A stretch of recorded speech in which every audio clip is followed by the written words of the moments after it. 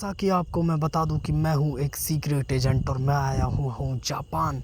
और जापान की राजधानी दुबई में मैं पहुंच चुका हूं। यहां पर आतंकवादियों ने अपना कैंप लगा रखा और इस कैंप में कोई नहीं था। इस कैंप को देखकर मुझे समझ आ गया कि आतंकवादी एक्टिव हो गए और मैं जलेसर की भीड़ भाड़ से भरी हुई सुनसान गलियों में घूम रहा था किसी आवारा कुत्ते की तरह।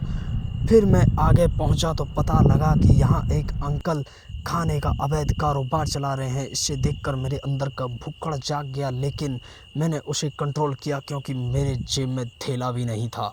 और मैं पहुंच चुका था आर्मी स्टेशन पर, जहां मुझे एक आर्मी ट्रक मिला। जहां के जवान को मैंने कहा कि अपना कोड वर्ड बताकर कहा कि हुलुलुलु 500 में, तो उसने मुझे तुरंत ट्रक में बैठा लिया। और ट्रक में बैठे बैठे मैंने एक दर्दनाक हादसा देखा, जिसमें एक बेरहम आदमी खीरा नाम के फल को काटकर उसके जख्मों पर नमक लगा रहा था और दूसरी तरफ एक बेरहम जालिम आदमी बर्फ़ को घिस घिस कर उसकी शरीर से आत्मा को बाहर किए दे रहा था। ये बेरहम दास्तां देखते हुए हम वहाँ से जैसे कैसे अपने दिल पर पत्थर रख के निकले। वहीं मेरे साथ थे एक और सीक्रेट एजेंट, मिस्टर पप्पू लाल फर्नांडिस। और थोड़ी ही देर में आतंकवादियों से बचते बचाते हम पहुंच चुके थे दुगांडा। अब ये आप सोच रहे होंगे दुगांडा कहाँ है। ये दुबई और युगांडा के बीच में पड़ता है दुगांडा।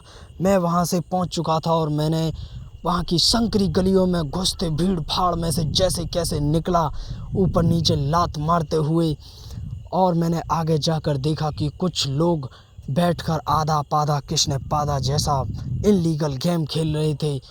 और मैंने एक सीक्रेट एजेंट होने के नाते उनकी एक वीडियो बना ली और फिर मैं चला आया।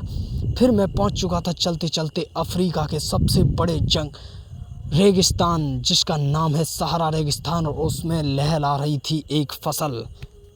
अब आप सोच रहे होंगे रेगिस्तान में फसल कैसे हो सकती है, तो आपकी जानकारी के लिए बता दूं कि यहाँ के प्रधानमंत्री मोदी बन चुके हैं। और वो कहते हैं ना कि मोदी है तो मुमकिन है।